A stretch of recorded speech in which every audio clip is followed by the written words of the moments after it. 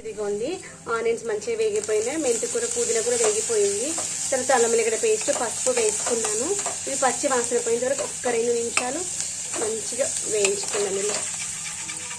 మనం ఇలా మందంగా ఉన్నటువంటి గిన్నెలు వండుకున్నాం అనుకోండి, అరగంట తక్కువ ఆయిల్లో ఎక్కువగా మనకి కుక్ అయిపోతుంది, తొందరగా ఈజీగా కుక్ అయిపోతుంది. తర్వాత మగ్గిపోతుంది కదా, టమాటా తీసుకొచ్చాను. ఇంకా చాలా ఒక 2 టమాటాలు అనుకోండి, చిన్న టమాటాలు 4 టమాటాలు తీసుకొచ్చాను. మా అన్ని ఇంటర్వ్యూ తీసుకురామంటే బాగుంటాయి. ఇలా 4 టమాటాలు అనుకుని తొందరగా మగ్గిపోతాయి, టేస్ట్ చాలా బాగుంటుంది, జ్యూసీగా వస్తుంది. టమాటాలు బుజ్జిగా ఇలాంటి టమాటాలు ఉంటాయి చూడండి, తొందరగా మగ్గిపోతాయి. తర్వాత పండు మిరపకాయలు కూడా తీసుకురమ్మనండి. ఈ ఒక పండు మిరపకాయలు ఎందుకంటే నిమ్మకాయ పచ్చడి చేసుకోవడం కోసం, నిమ్మకాయ పచ్చడికి సూపర్గా ఉంటుంది ఈ ఒక పండు మిరపకాయలు. వంట అంటే తినడం ఈజీ నాన్న, వంట అంటే అన్నీ చేస్తేనే అది కమ్మగా వస్తుంది.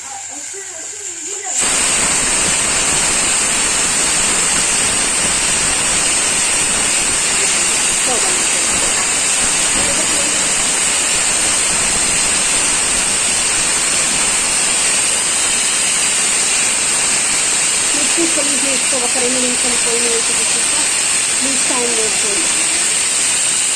అది గ్యాస్ కుక్కర్ యొక్క సైజు బట్టి వస్తుంది. పెద్దగా ఉంది కదా, దాంట్లో ప్రెషర్ ఎక్కువ వస్తుంది కదా, దాంట్లో ఉన్నటువంటి క్వాంటిటీ ప్రెషర్ని బట్టి వస్తుంది.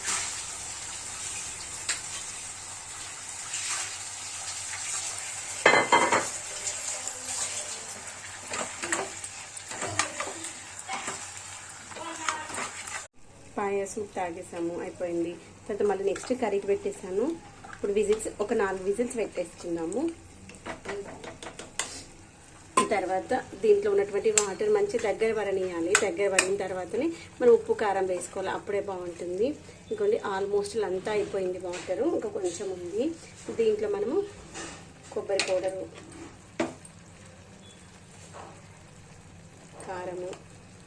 కారం మన రుచి తగినంత వేసుకోవచ్చు, ఉప్పు ఏం వేయట్లేదు గుర్తుంచుకోండి, ఎందుకంటే కారంలో ఉప్పు ఉంది కాబట్టి. తర్వాత గరం మసాలా, ఈ గరం మసాలా ఎక్కువ వేసినా అనుకోకండి, దీంట్లో అన్నీ వేస్తాను అన్నమాట. సాజీరా, తర్వాత ఇలాచి, లవంగాలు, మిరియాలు అన్నీ వేసేటప్పుడు ఘాటు ఎక్కువ ఏమి ఉండదు. కలిపేసి కొంచెం అంటే కొంచెం మళ్ళీ కొద్దిగా సన్నగా చాప్ చేశాను. దీంట్లో రుచి తగినంత వాటర్ వేసి మనకి ఎంత కావాలో గ్రేవీ దాన్ని బట్టి వాటర్ వేసుకున్నాను. ఒక 3 విజిల్స్ పెట్టేసుకున్నాము, మంచిగా కుక్ అయిపోతుంది. సిమ్లో పెట్టేసుకున్నాము.